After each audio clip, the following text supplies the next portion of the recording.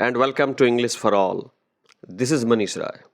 आज हम क्लासिक्स के लिए लेकर के आए हैं व्हाट अ बर्ड थॉट। जी, क्लासिक्स के बच्चों के लिए बहुत ही खूबसूरत पोएम है व्हाट ए बर्ड थॉट। एक पक्षी ने क्या सोचा। जी, क्लासिक्स के बच्चों के लिए यह चैप्टर है व्हाट अ बर्ड थॉट, एक पक्षी ने क्या सोचा। तो इस चैप्टर को पढ़ने से पहले आप जरा इस तस्वीर को गौर से देख लीजिए बच्चों। तस्वीर देख लीजिए और फिर आइए। लुक एट द पिक्चर, तस्वीर को देखिए एंड डिस्कस, और चर्चा कीजिए। डिस्कस का मतलब होता है चर्चा करना। What you see in the picture with your teacher and classmates. यानी लुक एट द पिक्चर, तस्वीर को देखिए, एंड डिस्कस, चर्चा कीजिए। व्हाट यू सी, आप क्या देखते हो, इन द पिक्चर, आप तस्वीर में क्या देखते हो, वो चर्चा करो। किससे? विथ योर टीचर, अपने शिक्षक से, एंड क्लासमेट्स, और आप अपने सहपाठी से।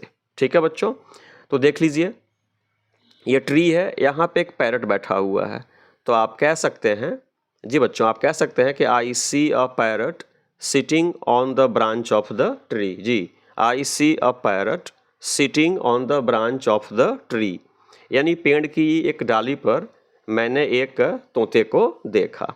आप फिर यहाँ देखिए, आप एक नेस्ट देख रहे हैं, तो फिर आप लिख सकते हैं कि I see a nest on the branch of the tree. I see a nest on the branch of the tree.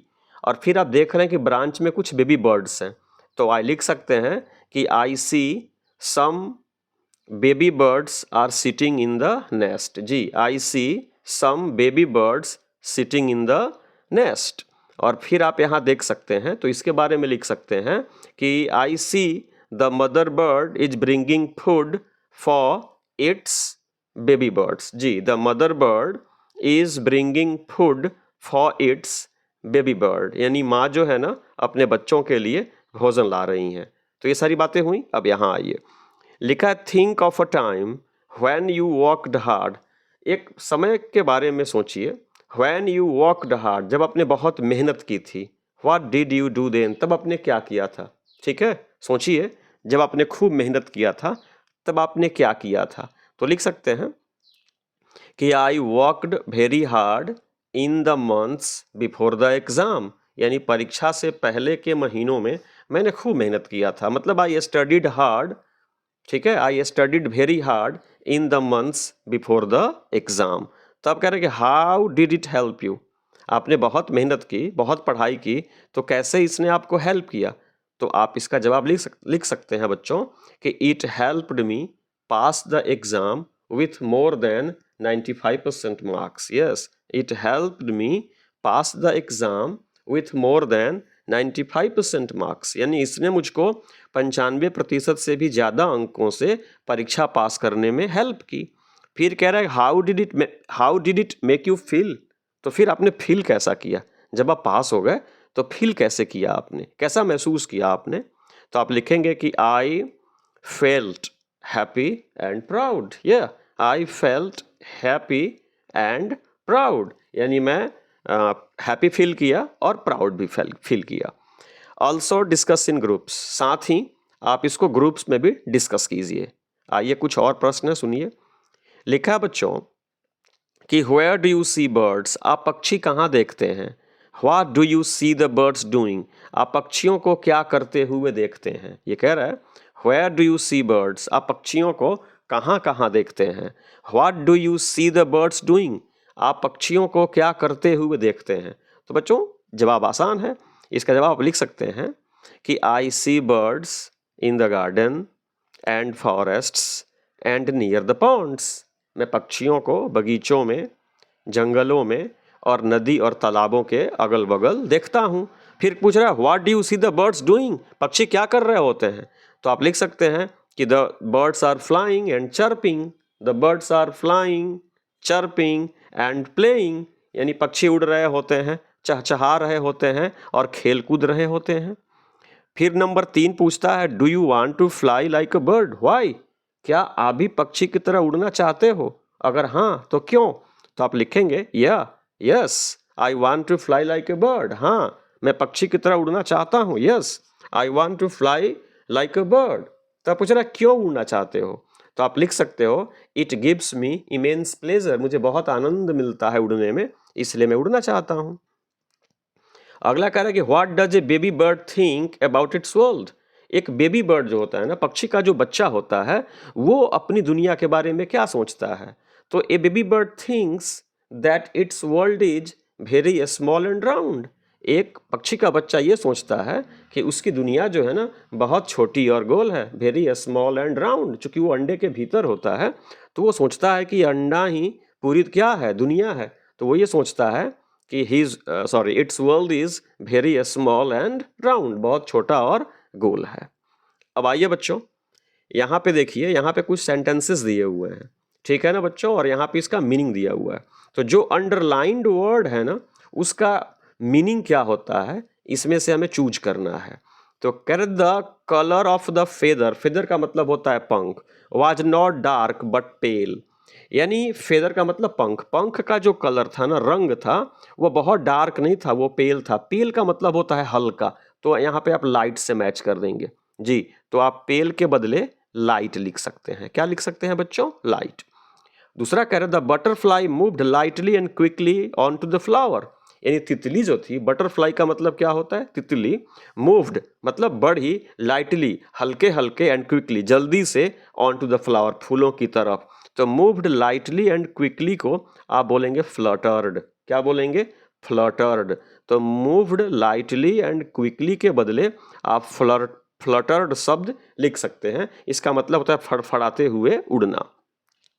तीसरा कह रहा है finally I finished my bird painting after trying many times. कई बार प्रयास करने के बाद अंत में मैंने अपनी बर्ड पेंटिंग क्या की, पूरी की। तो फाइनली का मतलब होता है अंत में, तो इसको आप एटलीस्ट कर सकते हैं। क्या कर सकते हैं, एटलीस्ट कर सकते हैं। और नंबर 4 कह रहा है कि द प्रेटी फ्लावर्स, प्रेटी का मतलब तो सुंदर, the pretty flowers were the prize for the gardener's hard work. Gardener ने, माली ने जो हार्ड वर्क किया, जो कठिन परिश्रम किया ना, उसी का ये पारितोषिक रहा, प्राइज रहा, पुरस्कार रहा। क्या, प्रेटी फ्लावर्स, खूबसूरत फूल। तो यहाँ हार्ड वर्क को आप मैच कर सकते हो लेबर से। कैसे कर सकते हो बच्चों, लेबर से। तो बच्चों पेल को आप मैच कर सकते हो लाइट से, मूव्ड लाइटली एंड क्विकली को आप कर सकते हो फ्लटर्ड से, फाइनली को कह सकते हो एटलीस्ट से, और हार्ड वर्क को मैच कर सकते हो लेबर से। इनको आप एक्सचेंज भी कर सकते हैं। अब आइए आगे बढ़ते हैं और यह खूबसूरत सी कविता पढ़ते हैं। पहले बच्चों आप तस्वीर देखेंगे, यह एक है ना, यह एक पेड़ है। क्या है बच्चों, पेड़ है। ये एक नेस्ट है, इसमें देखिए कुछ अंडे हैं ना बच्चों, और अंडे से एक पक्षी निकलती है। बस सुनिए, I lived first in a little house and lived there very well. I thought the world was small and round and made of pale blue sail. मैं फिर से इस स्टेंजा को पढ़ता हूँ। I lived first in a little house and lived there very well. I thought the world was small and round and made of pale blue sail. यहाँ पे एक पक्षी जो है ना, एक चिड़िया जो है, वो ये कहती है, उसका बच्चा मान लीजिए, वो बच्चा ये कहता है कि I lived first in little house, पहले मैं एक छोटे से घर में रहता था, एंड लिव्ड और रहता था देयर वहीं पे, वेरी वेल बहुत बढ़िया से रहता था। पहले मैं एक छोटे से घर में रहता था और बहुत बढ़िया तरीके से रहता था। आई थॉट मैं सोचता था, द वर्ल्ड दुनिया, वॉज स्मॉल एंड राउंड दुनिया कितनी छोटी और गोल है, and made of pale blue shell और यह दुनिया जो है ना वह हल्के रंग, हल्के नीले रंग की सेल से बनी है। बच्चों सेल का मतलब होता है आवरण। आप अंडा देखे हैं ना, तो अंडे के ऊपरी आवरण को क्या बोलते हैं, सेल बोलते हैं। तो उसी अंडे के नीचे पक्षी का एक बच्चा, उसी अंडे के भीतर एक पक्षी का बच्चा है, और वो कह रहा है, चूंकि अंडा गोल होता है तो वो कह रहा है कि पहले मैं छोटे से घर में रहता था, मतलब मैं अंडे में रहता था, बड़ी खुशी खुशी रहता था, एंड आई थॉट और मैं सोचता था कि दुनिया कितनी छोटी और गोल है और पेल और ब्लू सेल से बनी है। फिर देखिए बच्चों स्टेंजा 2 में क्या होता है। I lived next in a little nest nor needed any other. I thought the world was made of straw and nestled by my mother. ये सेकंड स्टेंजा है, सुनिए।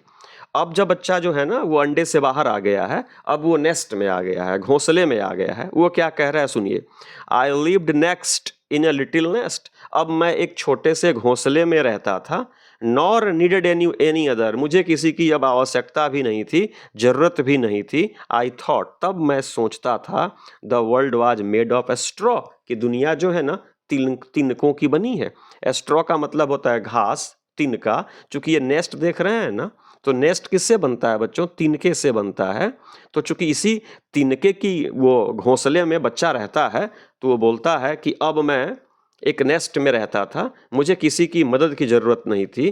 तब मैं सोचता था, the world was made of A straw, कि दुनिया जो है ना तिनकों की बनी है। एंड नेसल्ड माई मदर, और नेसल का मतलब होता है चिपके रहना, और उसी घोंसले में मैं अपने माँ के शरीर से चिपके हुए रहता था और ये सोचता था कि यह दुनिया जो है ना यह तिनकों की बनी है। देखिए, पहले सोचता था कि दुनिया जो है ना अंडे की तरह गोल और छोटी है, फिर नेस्ट में आया तो सोच रहा है कि दुनिया जो है ना तिनकों की बनी है। अब बच्चों नेस्ट से निकल के अब देखिए कहाँ जा रहा है। वन डे, एक दिन, आई फ्लटर्ड फ्रॉम माई नेस्ट, एक दिन वह पक्षी का बच्चा जो था ना, यहाँ देख रहे हैं ना, नेस्ट से उड़ के बाहर जा रहा है। तो ये कह रहा है कि वन डे, एक दिन, आई फ्लटर्ड, मैं फड़फड़ाते हुए, फ्रॉम माई नेस्ट, अपने घोंसले से निकला, टू सी, देखने के लिए, व्हाट आई कुड फाइंड, यानी जो कुछ भी मैं देख सकता था वो सब देखने के लिए एक दिन मैं अपने घोंसले से फड़फड़ाते हुए उड़ करके निकला। आई सैड, मैंने कहा, the world is made of lives, दुनिया जो है ना पत्तियों की बनी है। कैसी बनी है बच्चों, पत्तियों की बनी है। चूंकि पहले सेल में रहता था तो सेल ही इसकी दुनिया थी।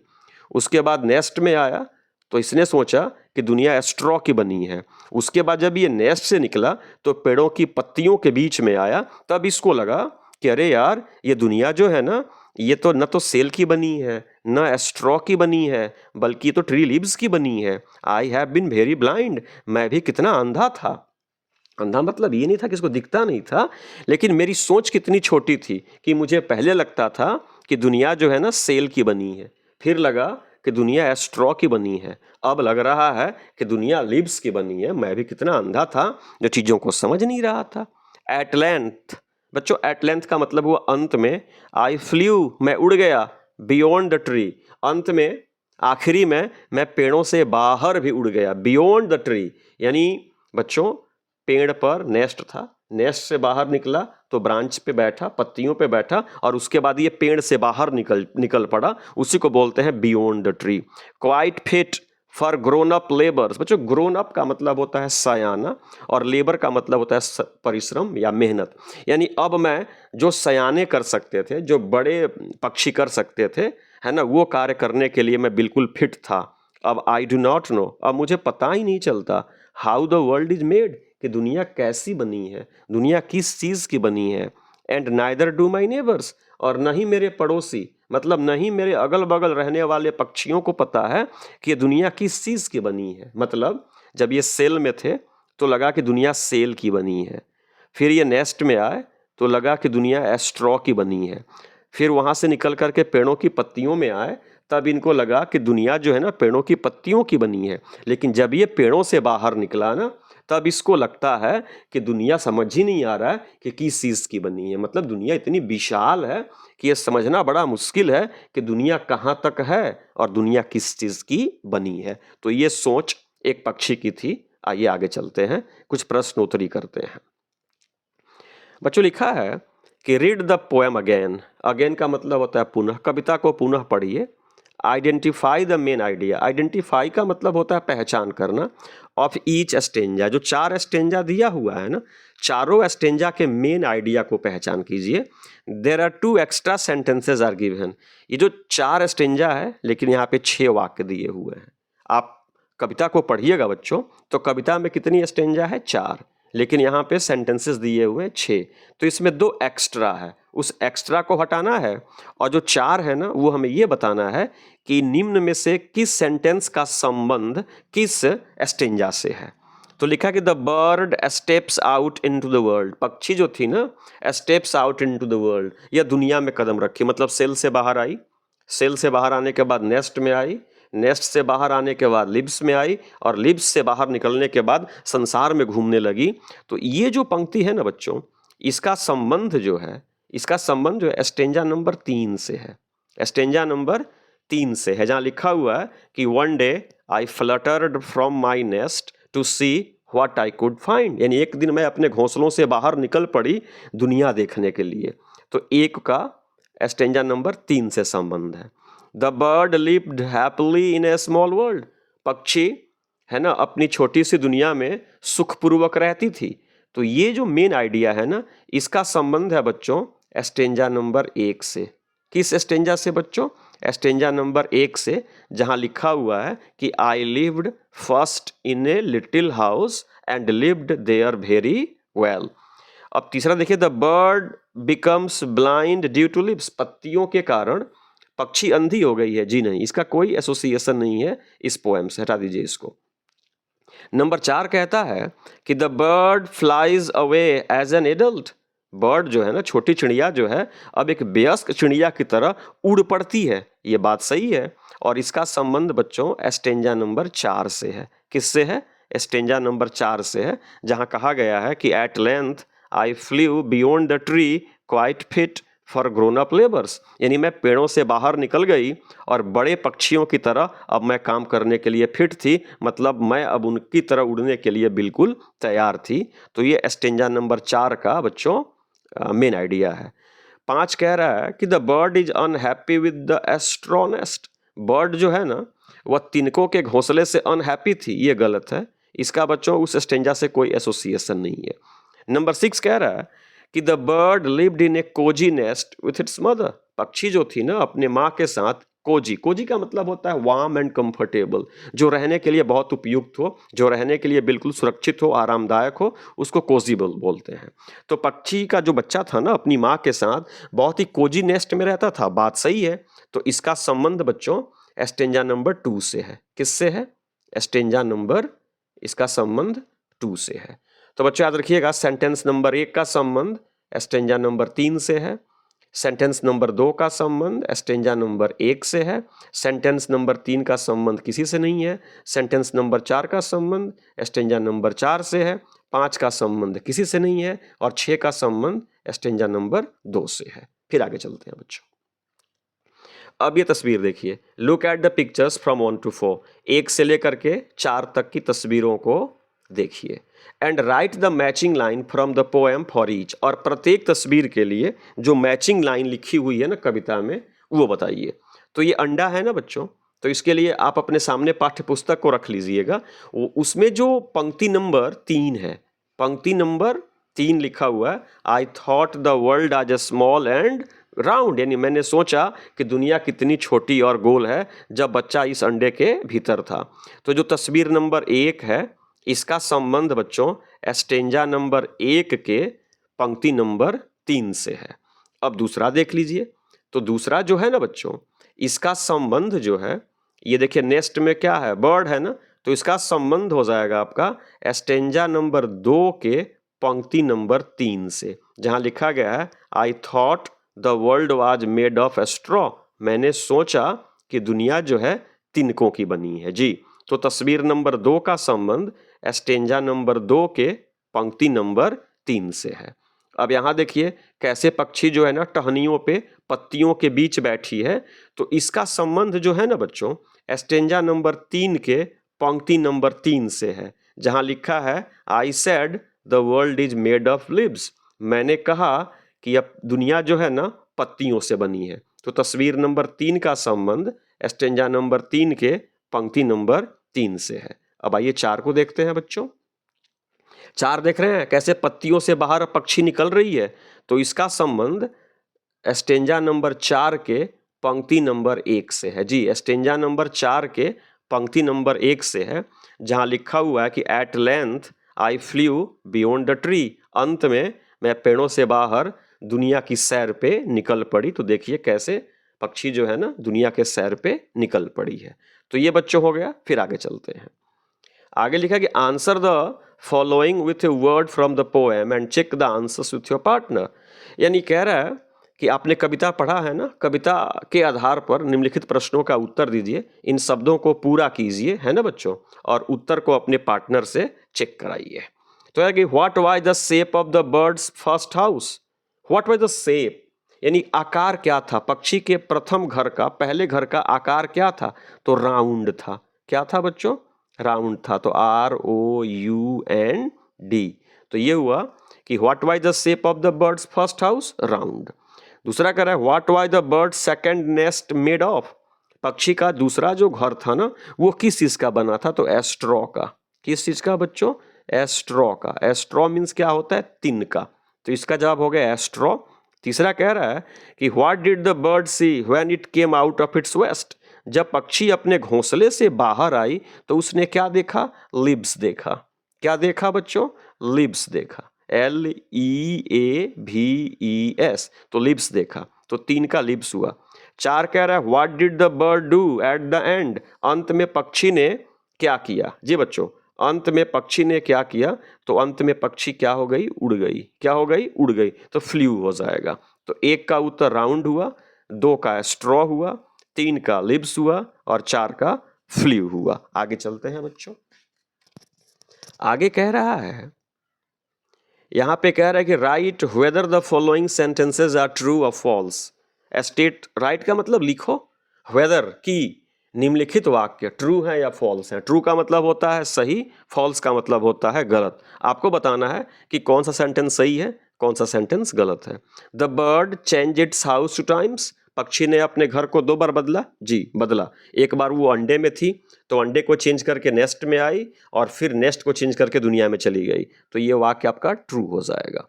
फिर कह रहा the neighbours tell the bird about the world. पड़ोसियों ने पक्षी को दुनिया के बारे में बताया। जी नहीं, न पक्षी को दुनिया के बारे में पता था, न उसके पड़ोसियों को पता था। अतः ये स्टेटमेंट फॉल्स होगा, गलत होगा। आगे चलते हैं। लिखा है कि read the following lines from the poem.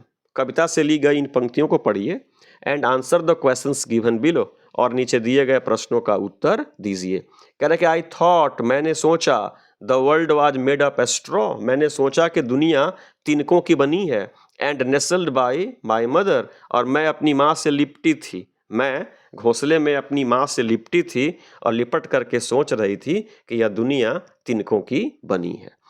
तो क्वेश्चन सुनिए, who lived in the nest along with the baby bird. Baby bird के साथ नेस्ट में, घोंसले में कौन रहती थी। तो आप लिख सकते हैं कि the mother bird lived in the nest along with the baby bird। जी, the mother bird lived in the nest along with the baby bird, यानी माँ जो थी ना, वो अपने बच्चों के साथ घोंसले में रहती थी। अब ये बी देखिए, correct complete the following by choosing the correct option, यानी करेक्ट ऑप्शन को चूज करते हुए आपको भरना है। द बर्ड थॉट, पक्षी ने सोचा, the world was made up straw, कि दुनिया जो है तिनकों की बनी है, because its nest was made of straw, क्योंकि पक्षी का जो घोंसला था ना, पक्षी का जो घर था, वह स्ट्रॉ का बना था, घास फूस का बना था, तिनकों का बना था। इसलिए इसने सोचा कि दुनिया भी तिनकों की बनी है। तो ये बच्चों इसका जवाब बी हो जाएगा। आगे चलते हैं। आगे कह रहे हैं, फिर से अब इन पंक्तियों को पढ़िए। आई सेड, मैंने कहा, the world is made of leaves, कि दुनिया पत्तियों की बनी है। I have been very blind, मैं कितनी अंधी थी जो ये बात मैं समझ नहीं पाई। सुनिए, why did the bird think, पक्षी ने क्यों सोचा, the world was made of leaves, पक्षी ने क्यों सोचा कि दुनिया जो है ना, ये पत्तियों की बनी है।